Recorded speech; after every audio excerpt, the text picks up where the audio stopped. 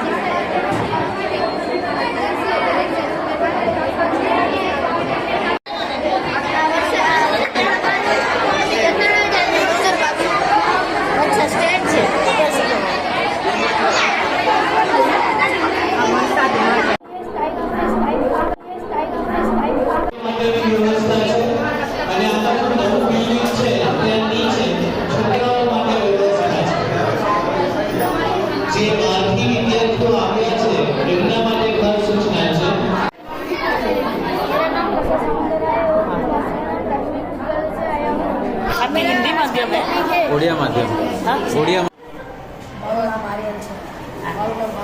કેટલાક ઇલેક્ટ્રોનિક ઉપકરણો કે જેમની અંદર ફિઝિકલ કનેક્શન બનાવવા સલામત નથી, અથવા તો તેમનો ઉપયોગ જ્યાં દહનશીલ વાયુઓ થતો હોય ત્યાં થતો હોય.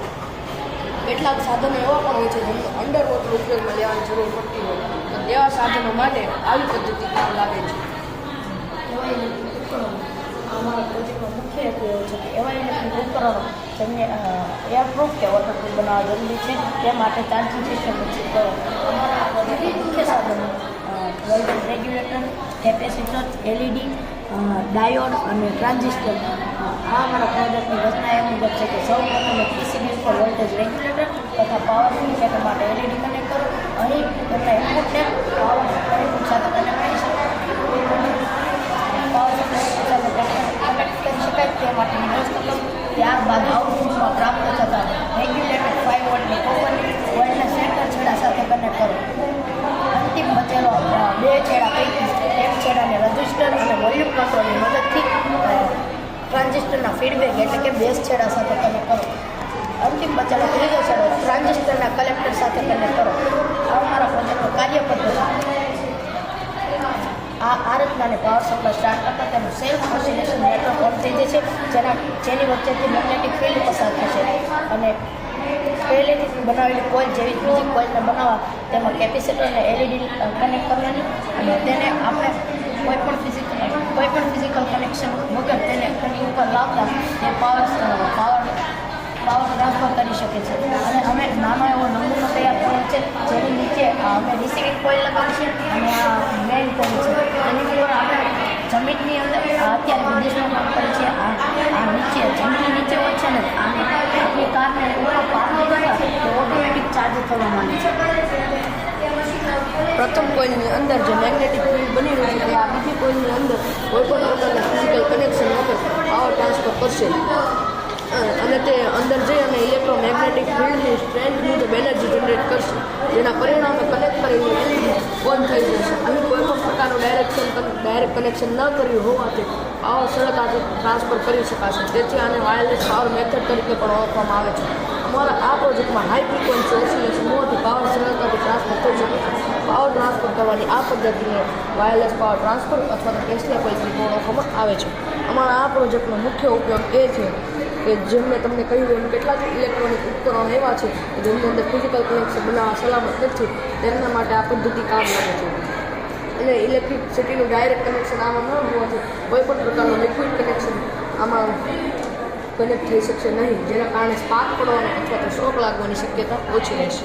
અને આવા સાધનોની અંદર કોઈ પણ પ્રકારનો હોલ કે ડાયરેક્ટ કનેક્ટર ન હોય તેમાં પાણી દાખલ કરવાનું કે નુકસાન થવાનું ચાન્સ રહેશે અને તેમની લાઈફ વધારી શકાય છે.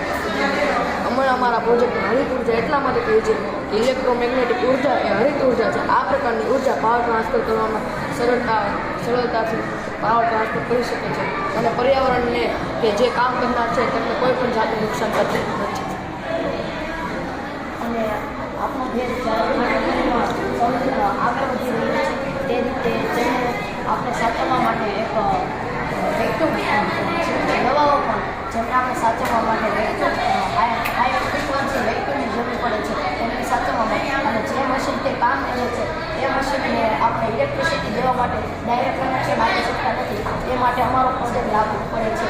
એના દૂરથી આવી કોઈ રિસીવિંગ કોઇલ અને મેઇન કોઇલ રાખવાથી વચ્ચે ઇલેક્ટ્રોમેગ્નેટિક ફિલ્ડના કારણે તે મશીન પાવર સપ્લાય મળે છે અને તો તે કોઈ પણ ફિઝિકલ કનેક્શન વગર ઇલેક્ટ્રિસિટી ટ્રાન્સફર કરી શકે છે. કેટલો ખર્ચો અત્યારે?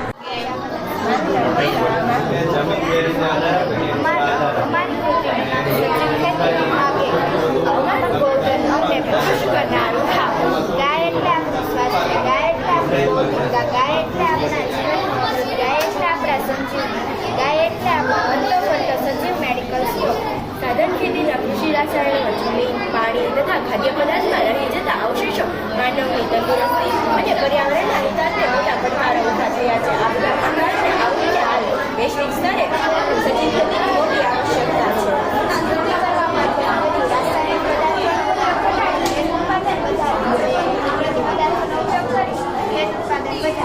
રાસાયણિક ખાતર અને દવાઓના ઉપયોગથી બીમારીઓને બચાવી શકાય છે. પૌષ્ટિક આહાર, અનાજ, કઠોળ અને શાકભાજી પણ મેળવી શકાય. વૈજ્ઞાનિક સિદ્ધાંત ગૌમૂત્ર તથા છાણ અને અન્ય વનસ્પતિના કુદરતી ગુણોના લીધે સજીવ ખેતી આવશ્યક છે. સજીવ ખેતી તેથી બંધારણ અને ફળદ્રુપતા જળવાય છે. દેશના પંચગવ્યમાં રહેલા પોષક તત્વો અને તેનાથી ખેતી સમૃદ્ધ થાય. સાંભળો છે. ગૌમૂત્ર, ગોબર, ચણાનો લોટ, પાણી, માટી કૃતિ કરવા માટેની પદ્ધતિ સજીવ ખેતીની પદ્ધતિ અપનાવવા માટે સૌપ્રથમ જૈવ વિવિધતાના ખેડૂતો